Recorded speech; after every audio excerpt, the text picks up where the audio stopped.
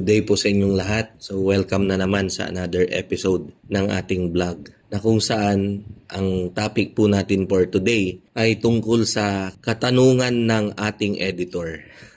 Walang iba kundi si Green. Yan, dahil kami po ngayon ay magkasama, nakaupo po kami dito sa dining table, kumakain ng pizza dahil kami po ay gumagawa ng mga videos natin, mga material na gagamitin natin dito sa YouTube channel natin. Ayan. So naitanong niya sa akin dahil nakikita niya po kasi ako na sobrang busy. Masyado tayong busy sa farm, sa mga ibang negosyo. Sumagi sa kanyang mind dahil nga sa may bago tayong career ay paano daw natin i-manage yung oras natin. Kako naman, siguro ang pinakamaganda sa ngayon ay yung tinatawag nating time management. Ayan. So dahil nga sa may farm tayo, madaling araw pa lang gising na po tayo, nag-iikot na po tayo. Pagkagising, limang farm yan, iba't ibang bayan dito sa Pangasinan. Minsan, ikutan ko yung 2, sa susunod na araw yung 3. Minsan naman, pag sobrang sipag at may, halimbawa may konting problema, ganyan. So, iniikutan ko po lahat yan, yung 5 farm natin sa isang araw. Plus, yung meron pa tayong shop na kung saan doon natin ginagawa yung mga battery cages natin. Meron po tayong opisina. Siyempre, kada opisina may mga banyo na yan. Doon na po tayo maliligo. May mangilan-ngilan na rin tayong damit doon. From there, titignan ko naman yung pabrika natin ng mga battery cages. I-instruct ko yung mga kailangan nilang gawin, yung mga trabaho ng bawat isa. Although dun kasi sa pabrika natin ng battery cages, puro pakyawan system po kasi dun. Kahit na hindi ko sila bantayan. Kasi po, ang kanilang pera na sasahudin ay nakabase po sa kung ilan po yung kanilang na-produce, yung kanilang nagawa. Ayan. So, yun lang po yung ating babayaran. Although may mga mangilan-ngilan po tayo na nag-aarawan, sila po yung mga baguhan.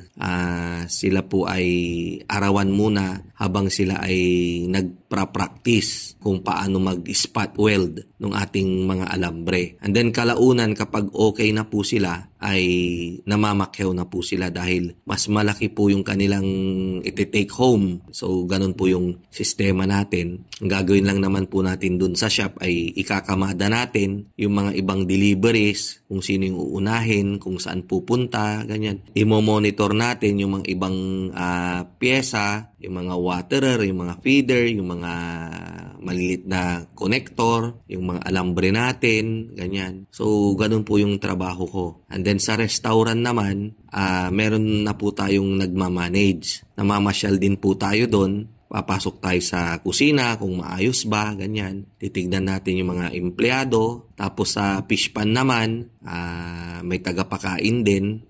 Titignan natin yung mga bangus. Pag nagpakain tayo, makikita naman natin kung payat ba o mataba yung bangus, kung pinapakain ba nila yung feeds. Baka naman kasi binebenta na. Yan. Pero so far, matitino, mababait yung mga tauhan natin. Isa lang po yung sumablay. Kailan lang, nung ako po ay nasa hospital, nung ako po ay inoperahan sa aking, yung inalis yung aking appendix, nag-apply lang po yan dito sa YouTube. Subscriber po natin siya, nag-apply po siya pero medyo hindi po maganda yung kanyang ginawa. Tinakbo po niya yung pinagbenta natin ng itlog.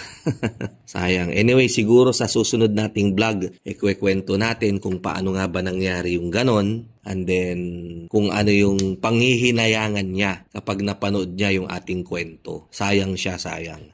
Pamilya po sila. Early in the morning, farm muna tayo. And then sa shop, after natin sa shop, pupunta tayo ng barangay. Doon po tayo mamamalagi. And then kahit andun naman tayo, may cellphone naman, pwede ko naman kayong replyan sa mga inquiries ninyo. Doon tayo tatambay sa barangay para kapag may humingi ng assistance natin, ay agaran na andun tayo. Tapos sakaling aalis ako, meron naman tayong mga kasamahan, mga barangay family, andyan si admin, andyan si secretary, at iba pa, andyan yung mga tanod para i-assist tayo, i-assist nila yung mga constituents natin. Sakaling hindi nila kaya, syempre tatawagan po nila tayo. Ganun po, ganun yung gagawin natin na time management para nang sa ganun ay maayos yung farm natin, yung ating pabrika ng mga battery cages, and then maayos din yung barangay. Siguro po yung mga gagawin natin sa barangay, pwede ko namang i-share dito sa channel natin para kahit papano ay mapanood nyo rin po yung mga gagawin natin sa mga susunod na 2 taon. Basta ang ko po rito ay sana hindi maapektuhan yung ating hanap buhay. Syempre kayo po yung aking priority dahil kung hindi po sa inyo, hindi rin po tayo makakarating sa ating narating. Alam nyo na po yan. Ganon po yun. Ngayon, sakaling maapektuhan yung ating hanap buhay, tayo dito, yung pamilya ko rito sa YouTube, titignan po natin siguro baka bumitaw tayo dyan. Total, naniniwala naman ako na kahit wala naman tayo dyan, kahit hindi tayo kapitan, ay makakatulong pa rin naman tayo sa mga nangangailangan. Pero sa ngayon talagang nag-i-enjoy po ako dahil bata pa lang ako. Pangarap ko rin talagang magsilbi sa bayan natin. Numpisan ko rito sa barangay natin. Sana patnubayan ako ng Diyos sa pagiging barangay captain. Yung mga desisyon ko, sana gabayan niya ako para maayos po lahat. Sana nabigyan kita ng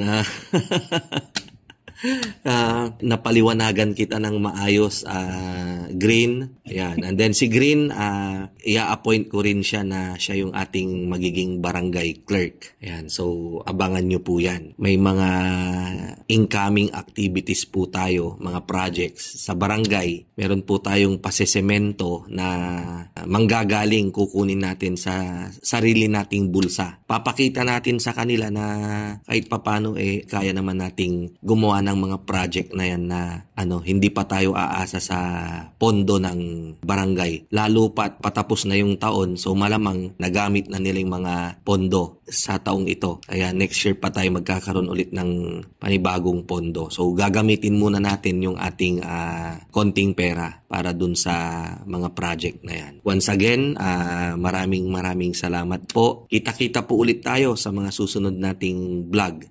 Ito po ang inyong kaibigan, ang inyong kamanukan. Walang iba kundi si Mang Mags. Mabuhay and God bless.